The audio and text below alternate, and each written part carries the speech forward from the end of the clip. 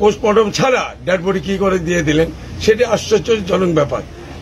AGMC এখানে medical কলেজের স্টুডেন্টরা বাইরে তো এসে পড়ে, কিন্তু ওরা আবার কি শিখবে? তাহলে নিশ্চয়ই এটার মধ্যে কোনো গলদ ছিল বা এটার মধ্যে কোনো প্ল্যান হয়েছিল।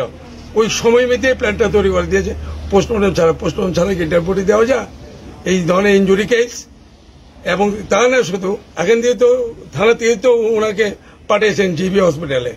আমি অবাক হয়ে যাচ্ছে, আমার ৩৫ বছরের ওকালতি জীবন, যে পোস্টমর্টম ছাড়া এই ব্যাপারে একটা ডেড বডি ছেড়ে দিচ্ছেন, সাংঘাতিক ব্যাপার।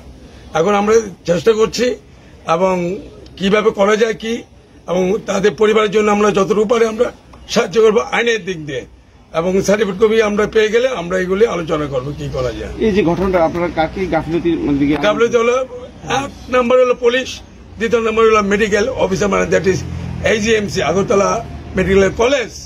আমি জানি না ডাক্তারবাবুরা কি ধরনের ইনস্ট্রাকশন পেয়েছেন, কি ধরনের কি, অথচ মেডিকেল জুরিসপ্রুডেন্সের ভিতরে সমস্ত কিছু আছে। এই ধরনের ইনজুরি যদি কেস থাকে তার সঙ্গে সঙ্গে মানুষ সঙ্গে সঙ্গেই পোস্টমর্টম করতে হয়।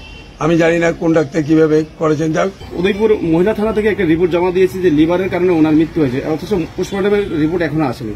বিষয়টা আপনারা কিভাবে দেখছেন? কিভাবে দিল? পোস্টমর্টমের কাজ তো এখনো পাইনি, তাহলে ওনারা কিভাবে দিল? মহিলা থানা। সবচেয়ে আশ্চর্যজনক কি চলছে দেশটার মধ্যে বোঝা মুশকিল।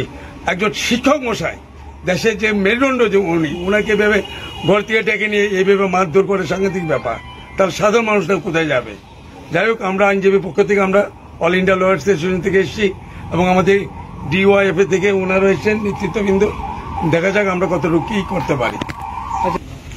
আমরা ভারতের গণতান্ত্রিক যুব federation, DYFI, SFI, TSU, TIF এবং আমরা আমাদের পাশে পেয়েছি আইনজীবীদের, রাজ্যের বরিষ্ঠ দুজন আইনজীবী, উদয়পুরেরও বরিষ্ঠ আইনজীবীরা এখানে উপস্থিত হয়েছেন এবং আমরাও ওদের কাছে দাবি রাখছি ওনাদের কাছে যে এই বিষয়টা আইনগতভাবে যেন সর্বোচ্চ তারা সাহায্য সহযোগিতা করেন। এবং গোটা ঘটনা গভীর ষড়যন্ত্র, এটা শুধুমাত্র একটা শিক্ষক হত্যা এভাবে যদি আমরা দেখি তাহলে আমাদের ভবিষ্যতে আরো শিক্ষককে এইভাবে মাতব্বররা, আজকের দিন মাতব্বররা খুন করবেন। এবং এর পেছনে শুধুমাত্র যারা খুন করেছেন কয়েকজন ব্যক্তি, আমরা শুধুমাত্র তা না, এর পিছনে পুলিশ, এর পিছনে উদয়পুর হাসপাতাল এবং শেষ পর্যন্ত খুনের তথ্য প্রমাণ লুপাট করার জন্য জিবি হসপিটাল আরো বড় দায়ী। ফলে এখানে কাউকে ছোট বড় করে না, এই গোটা ঘটনার পেছনে পুলিশ এবং উদয়পুর মহকুমা হাসপাতাল থেকে জিবি সবাই তার সঙ্গে যুক্ত।